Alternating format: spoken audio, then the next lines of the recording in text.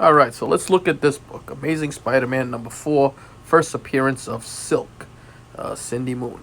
A lot of upside to this book right now. Possible movie from Sony coming out. One of the next big characters, I think, in the Marvel universe that has the ability to transcend many different factors, be it race, feminism, everything that comes along with society. And as you can see, this book now is a $64 book, $65.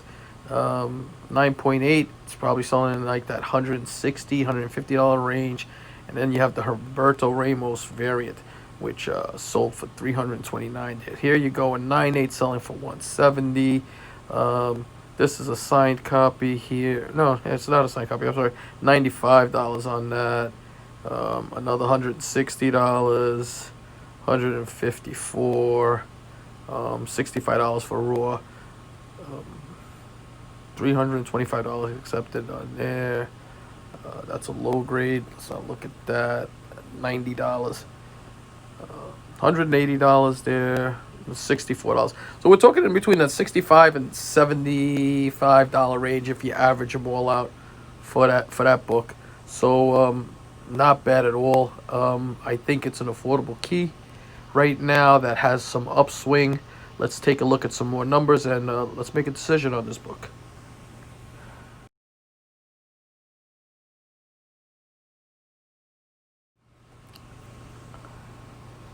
All right, so let's look at the numbers on GPA.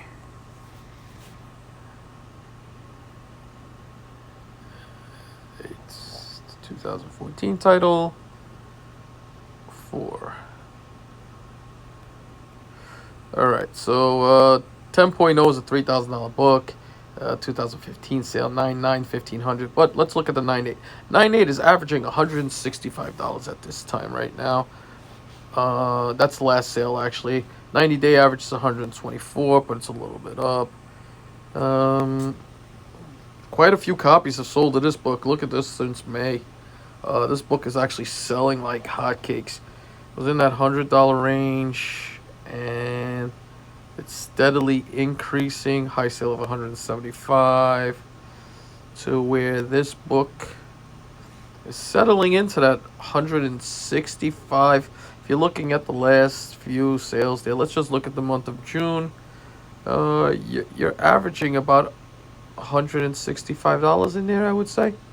So book has some monetary value to it, and if you look, there's a couple of variants here also. The Humberto Ramos variant now. Last sale was of $330, but the 90-day average is $249. Yeah, it's about a $300 book with the last since June 6th and May 27th. It's a $300 book easily. $300 on a minimum. Wow. This book has really, really blown up. I remember that Ramos book was only $150, $100 book. And then you have the J. Scott Campbell negative edition also. Has a 90-day of 247. Only 7 copies of this book have sold. But remember, this wasn't. This was a comic exposure variant. So numbers are all over the place. It's about a $220 book, I would say. So let me know what you think. Let's also take a look at how many of this book was printed. I think that would be interesting too.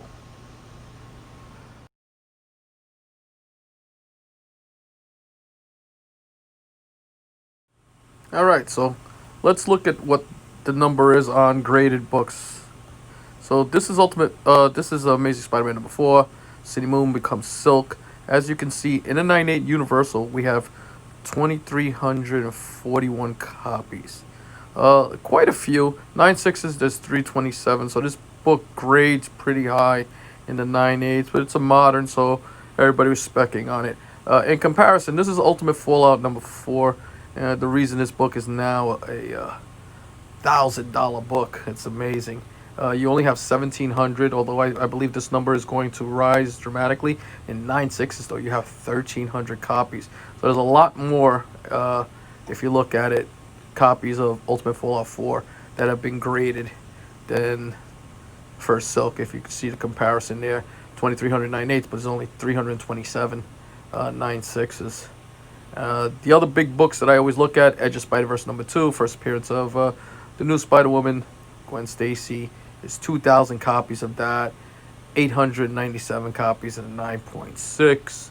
And then the other modern key I always look at is NYX #3, first appearance of Laura Kinney, 1,700 and 9.6. There's 1,100 copies of that book graded. So at this time, in comparison, not as many 9/6s in the Cindy Moon, a lot more 9/8s, which will keep that price down a bit. But I still feel that this book is a good book to buy right now. You can still get it at a decent price. If that movie pops off or any type of series or anything like that, this book is only going to blow up.